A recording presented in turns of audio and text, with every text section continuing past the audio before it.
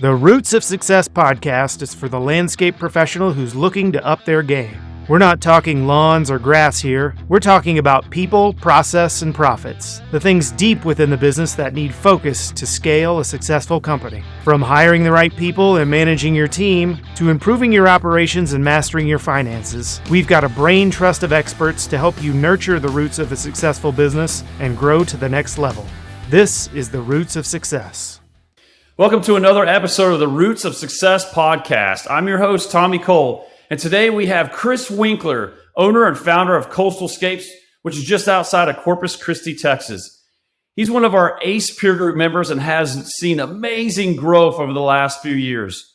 Today we'll be talking about how he went from a small business owner doing everything himself to a true leader who can rely on his team to help the company accomplish a bunch of goals. With peer group members helping him to solve problems along the way, Chris is now able to empower his team for growth. It's going to be a great episode. Let's get into it. Chris, we're super excited to have you. You've been with us for a few years now. I've been really excited to get you on this podcast and learn way more about you and your team and how you've been able to grow and develop it. What in the world is Coastal Scapes? What do you guys do? What's your service line? That sort of thing. Paint us a picture. Yeah, so we are a maintenance, installation, and irrigation company based in the Corpus Christi area. So we service this region along the middle, Texas middle coast. We are commercial and residential, kind of inching our way more commercial, by the day. But we service both those high-end residential, kind of that Class A commercial resort type property. Chris, what were you doing before this? Before this, I was the nutritional buyer for the U.S. for a large supply chain and logistics company.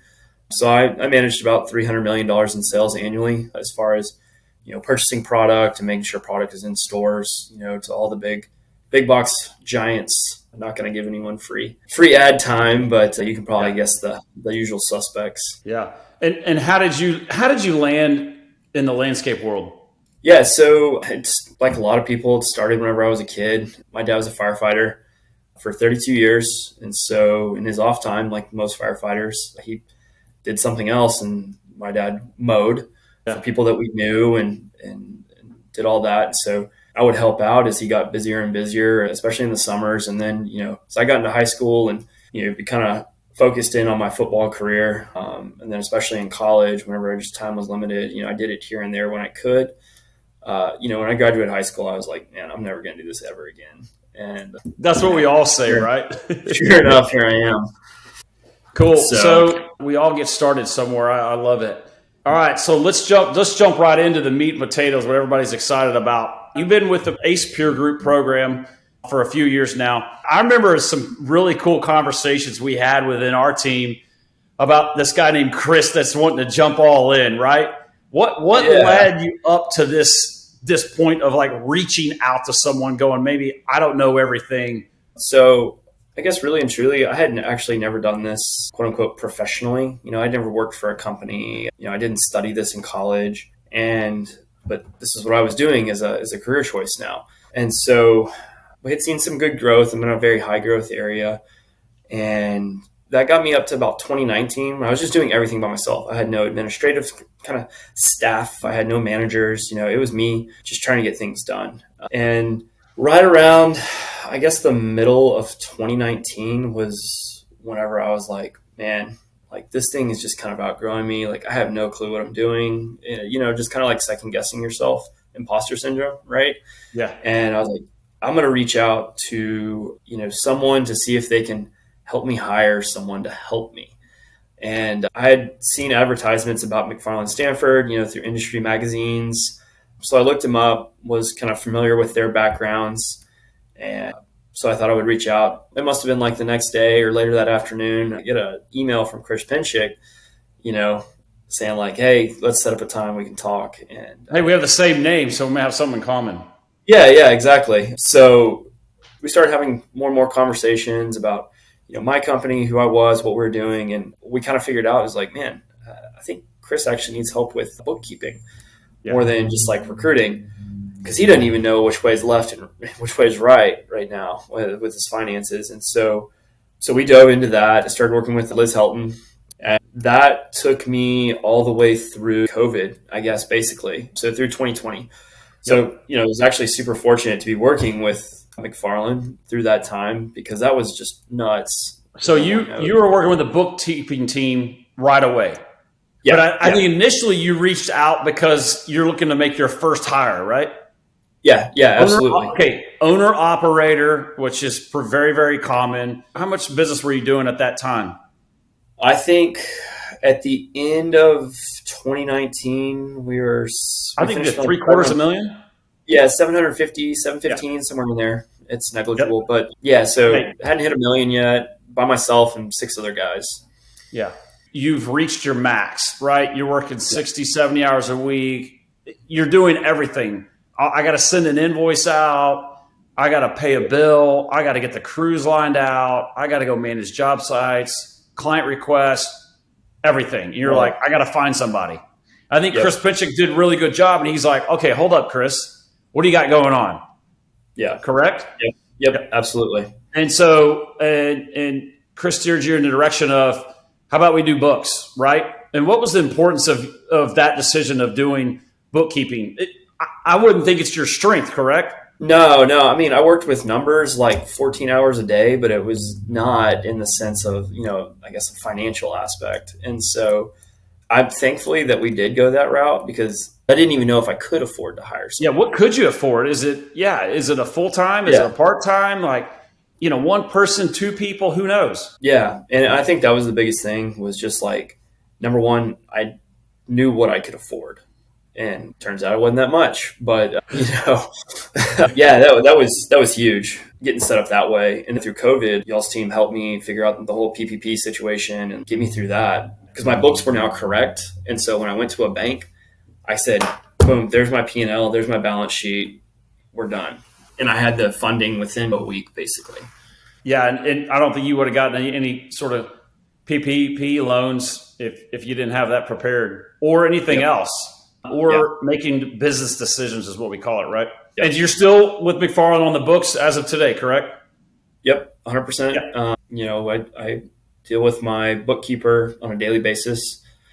Probably one of the very first people I talk to in the morning. And sometimes she's one of the last people I talk to at night, unfortunately. Or maybe fortunately, I don't know. It's great. Yeah, what's great is probably the accountability piece. It's difficult for business owners to be held accountable because we never have been. What a better way to be held accountable with every single day and the expenses and the cost of goods sold that's going through your business to know your numbers and where everything goes. I love it. So $750,000, you're rolling in with the bookkeeping. COVID hits. And I think you joined ACES at some point in 21, right? Yes, that's correct. Yes, I went to Summit in Beaver Creek. Yep, Beaver Creek. So you're ready to jump in. How's that experience? It's been great. I hosted recently back in January, which that was like, I'm sure we'll get into that, but that's been like a whole huge, massive help for me. But, seeing what your peers are doing is super helpful. But then also identifying problems that other owners have. And you're like, you take a step back and you're like, holy cow, I have that problem too. Yeah. And I think to me, the best way to learn something is through practice. And what better way to practice than to see someone doing something that you're doing? And it's so simple to fix. And then you can go fix it now because you've seen it. It's been a fantastic experience. So what's a takeaway or two for you to say, because I joined peer groups, this is huge for me? So one of the things I think for me is I've learned that you cannot do everything by yourself. Love it. It takes a team, whether it's just in your day to day when you're here or when you're gone for the 3 days to go do a peer group visit. Like you have to rely on your team to be able to keep the business running. There's no chance that I could run 400 jobs or, whatever from 14 hours away.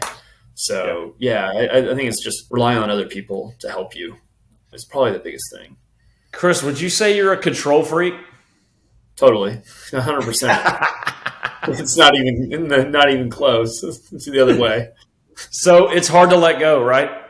Oh yeah, definitely. When you hosted back in January, that was a big buildup for you and your team, correct? I mean, getting everything ready and lined up. You're hosting your, 11 other business owners. Tell me what it was like getting ready to host and have these business owners come into your business and see every nook and cranny that you could possibly ever imagine. Nervous, excited, not sure? Yeah, no, there's definitely a lot of anxiety involved. I am kind of a perfectionist, and it's like when you have people over to your house, right? You don't want to have all your dirty dishes out and all your dirty laundry just laying on the couch or whatever. So for me, that was kind of the same thing with the business. There's probably a few things that we had been putting off around the facility, and it essentially had forced us to do it. But it was really good. I think the team also appreciated it as well, because a lot of the guys, they see you jetting off, for 3 days, and they think, Chris is going on a vacation. He's going fishing. He's going to Galva, Kansas or something like that. And he's going to go have a good time. And, what they don't realize is like, no, you're actually there. You're putting your mind to work for 3 days to try and make things better for them. And for them to see that, I think it made things a little bit more real for them. I mean, these are all guys that have worked for, the big dogs in the landscape industry. And so they understand what the landscape industry is, but then for them to see, a small owner operator like situation, trying to make their company, real and legit, it was big for our team. So we got a little story to tell. This is greatness. One of the biggest takeaways from you hosting your peer groups was this thing called the phone answering. Yeah. So I guess your entire peer group called you out on it. Yeah. And tell me about what happened when you got called out, and tell me the results and the accountability that you were held to make sure that action item was done. Up until I saw you last week and they asked you, please confirm this is done. Take me through that experience. Yeah, so I've been kind of handling all the phone calls, for the last 7 years. So that was a little bit difficult to let go. Again, the kind of control freak in me. But our administrative assistant, Naomi, she's excellent. She's, very talented and smart. And I just had not relinquished that responsibility for really no reason other than just want to control everything. And so one of our peer group members, Jeff, we were sitting there after everyone had come and visited, and they asked me about the phone and, who answers it. And I was like, you know the answer. You know where they're going with this. And so Jeff called the office phone, and of course my phone, started ringing right there. So I think it was pretty much at that moment, I think I maybe stepped out or even sent a text message like right away. I said, all right, transfer the phone, and I think by the next day, the phone was off of my cell phone. So no, it's been great. We've seen the increase in like captured leads is probably 150% or more, because I'd be driving around and get a call and I'd be in my truck and it's like, man, I can't write and like, don't really want to pull over. I'm in a, bad spot. And so I would miss that lead, a piece of paper, and get lost in my truck. And we can capture that now. You were underutilizing your office admin. Yeah, definitely. In order to capture that and then make decisions. It's very common in owner operator businesses that we see.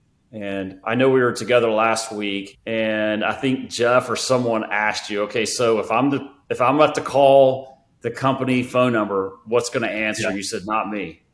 Yeah. And that was great news, because your peer group members were holding you accountable to make sure you get that thing done. And your capture rate is much better. I think you're working on an intake form so that Naomi knows what to say and sort of how to get a feel for what the clients are wanting, whether it's your ideal client or not. What else did you learn from that site visit that is making you much better? Not that you've accomplished, everything on that site visit that was discussed, but what's another good example from going through that? I think it falls in the same track of me trying to do everything myself, but just letting people do the jobs that they're hired to do. I shouldn't have to check back behind every single thing. Like, he's a professional. He knows what he's doing. I don't have to go check every site. I found myself doing the same thing today. I happened to stop in town. I'd been out all last week and stopped by a site where one of my managers was, talked to them for a second. And I was like, oh, I'm going to go check and see what the back looks like. And I was like, no, don't go do that. Because if there was a problem, he would tell you. Yeah. I don't need to be the one that goes back there to check it. That's not my job. That's his job. And so I walked over to my truck and got in and went and took down the next thing on my list for the day. So yeah. It was mainly just letting people do the jobs they're hired to do. Love it. So take me back to these phone calls that you have, these accountability calls that are reoccurring every month, and what that means to you to get on a call and go through your updates and your list of items that you're working on as a business owner. How does that help you? Well, number one, it's just good to talk to someone else that's in the industry that doesn't work for, us. So it's just good general conversation about the state of the business. But number two, if I say, well, hey, Tommy, we got this fantastic lead that came across, this huge commercial development that I'm really going to go after. Well, next month, Tommy's going to say, well, Chris, how's that lead going? And if you didn't follow up on it, Tommy's going to call you out because that's a missed opportunity for you. But it's something you said you were going to do. And so, same thing. One of my accountability partners, he was having some issues, needs some managers. And we had talked about it on one of our calls. And then actually, sure enough, just this last week, when we saw him at our peer group visit, he was able to report that he did, in fact, get those managers hired. So it's just good to have someone who's maybe not your wife, girlfriend, or someone within your own company to hold you accountable. It's like someone that's across the country or maybe even across the state is holding you accountable for something. I want to make sure that I at least try and get that done. That's great. So where you were was owner operator, right? And then you've made several key hires along the way. Some of it's been through McFarland. Yep. And some of it's been locally. So tell me about your experience of growing your business, bookkeeping involved and recruiting and now peer groups. Talk about the growth of your business in these few short years. Yeah. So revenue now, I think we're on track to be somewhere between 3 and 3.2 by the end of the year. Yeah. So you went from $750,000 to $3 million in a few years. That's a ton of growth. And now you got managers. Yeah, I do. So take us through that. Yeah. So, initially we worked with the recruiting team at McFarland, and we were able to get in, a great hire from a company up in the Pacific Northwest. And it was great because I specified the type of individual that I was looking for. I wanted someone who had worked for a large company, had large company experience, which as a small business owner, especially brand new and all this, having someone that's worked in the systems and processes of a large company is huge. To me, that's how you're able to level up, is you gain the experience of someone that's done it somewhere else, right? So you're not doing all the work, putting those systems and processes in place. You're now letting that person come in and use their systems and processes to help you grow. So that's been great. We made an internal promotion, I guess. So that was good for us as well, because it showed our team members that, hey, there's an opportunity for you if you come in, you do the right thing, and you really want to be a part of this. So that's been great. And then we just made another hire through the recruiting team. It was during the Grow conference when we signed. And I remember that. You were excited and pumped up at that moment. Yeah, because it was a person that has probably been doing this longer than I've been alive. And with one of the largest companies in the U.S. when they had 3 trucks. So he's seen what it's like to go from very small to extremely large. So again, it's getting people that have been in the place that I want to go is what we've been doing. That's great. It's been going from owner operator to managing people. No one has signed up to say, hey, I want to manage people. We, like I said before, we get in this business because we like to do great things with our hands, install beautiful landscapes and, take care and maintain landscapes. That's what we got in the business for. Now we're managing people. What's one or two takeaways of how you've been able to manage your team? What makes you good at that? Well, number one, I've been a part of sports teams at the highest level, There you go. NCAA Division I, Power 5 football. I see what it's like. I've seen what it's like, and I've been a part of it. So I understand what it takes to work as a team.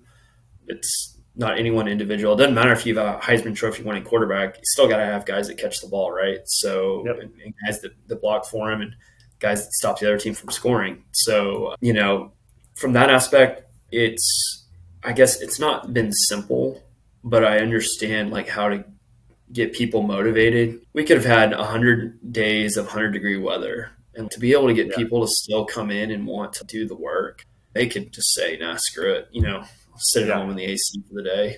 But they want to come in, and for the most part, I think we've been pretty successful of having people wanting to be here.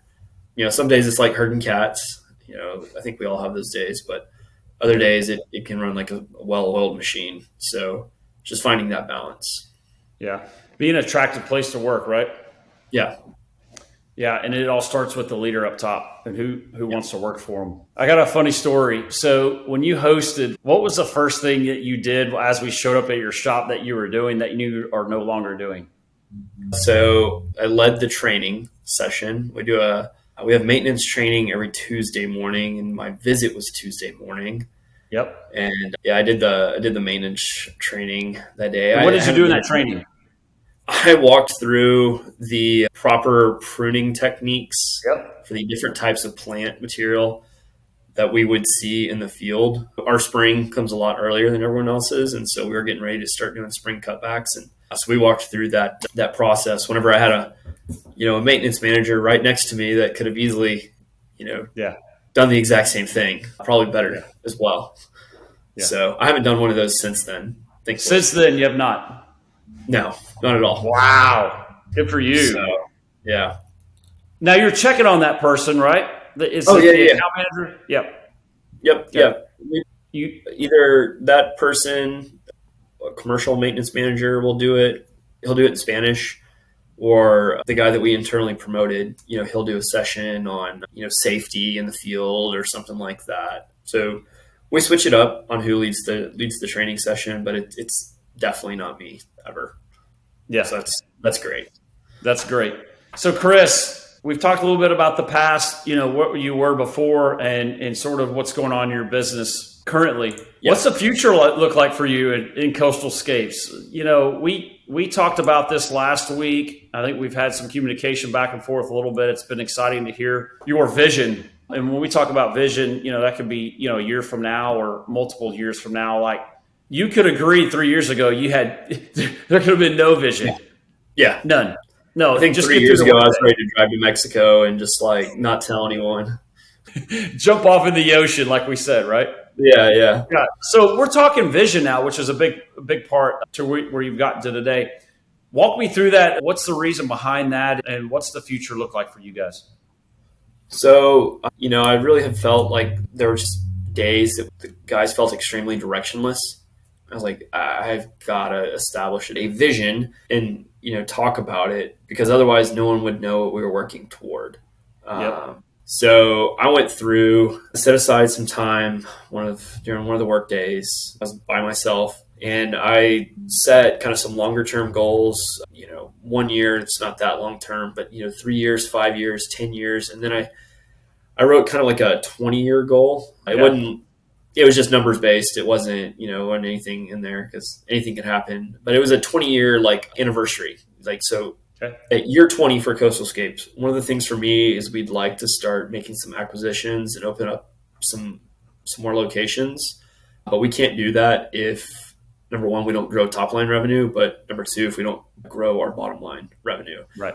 And all of my long-term goals had some kind of bottom line revenue or bottom line goal associated with it, whether it was, gross profit, labor burden, net profit, whatever. It was understanding that, okay, if you don't have all the, the bottom line stuff in order, the top line is just no good. Right. Just become a ATM machine at that point. So, which is, I've been there. I've recently been there. So, so getting that in order, but we want to do some acquisitions, start to maybe, see us in some other areas along the Gulf.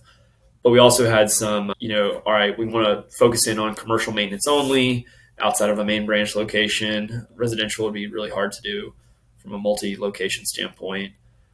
Maybe 10 years from now, I'd like to, have a COO and a CFO on staff, because that's going to also help drive acquisition. And then, other things like I want to have our operation being supported by an in-house nursery, direct from supplier aggregates, and we're doing our own mulches and soils if possible, to help increase our bottom line. Like I specifically said, I wanted to do that stuff to help increase our bottom line.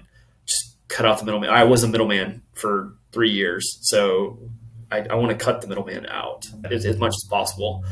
And then, looking forward to okay, what does 20 years for Coastal Scapes and business look like? I have one that's unreasonable, this may sound unreasonable, but it's doable. And then I have okay, Chris just wants to hate himself for the next 15 years.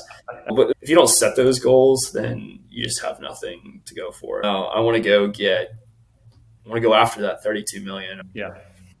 Give yourself something to shoot for. Yeah. Are these posted anywhere or shared with your team or what?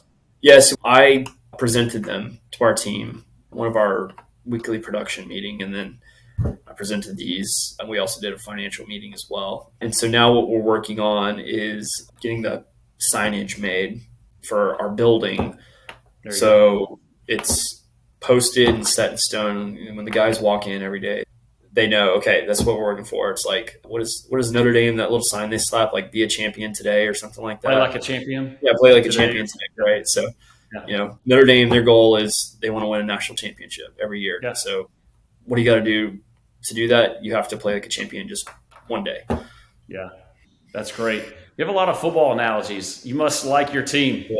Yeah. Well, some of us, win Big 12 championships, and others are just middling SEC low lifes. But what I'm talking about. No, it's great. I love football analogies. They're great. I love to watch the sport, especially college. There's some great analogies. I feel like, you're the head coach. Yeah. Does the head coach get out there and snap the ball? No. Does the head coach get out there and give them the play? Well, sometimes they might give the play. So, are they out there ordering equipment?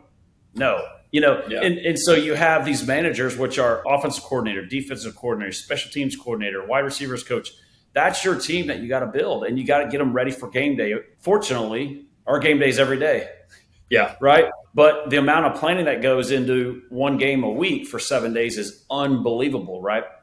Yeah. So I love to take some comparisons there. And I strongly believe you do the exact same way, which is great for you.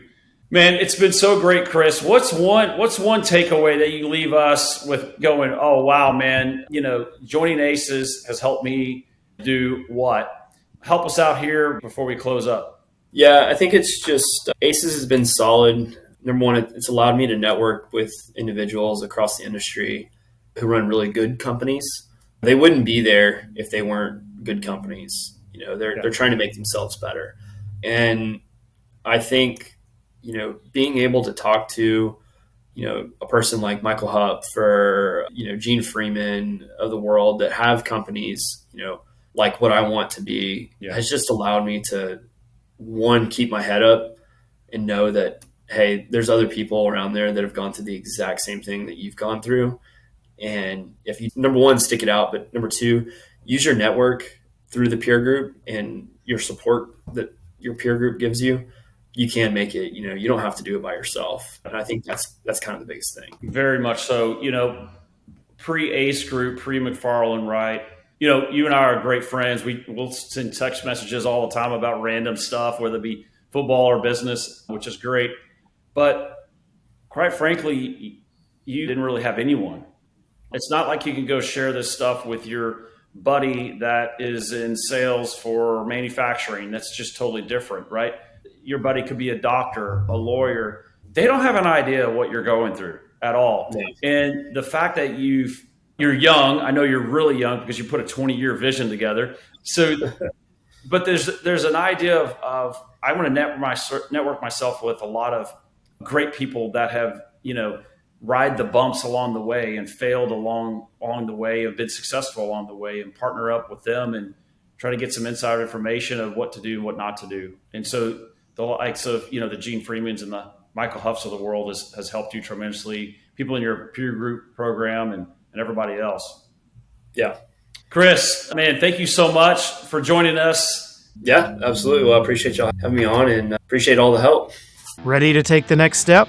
Download our free profitability scorecard to quickly create your own baseline financial assessment and uncover the fastest ways to improve your business. Just go to mcfarlandstanford.com/scorecard to get yours today. To learn more about McFarland Stanford, our best-in-class peer groups, and other services, go to our website at mcfarlandstanford.com, and don't forget to follow us on LinkedIn, Facebook, and Instagram. See you next time on The Roots of Success.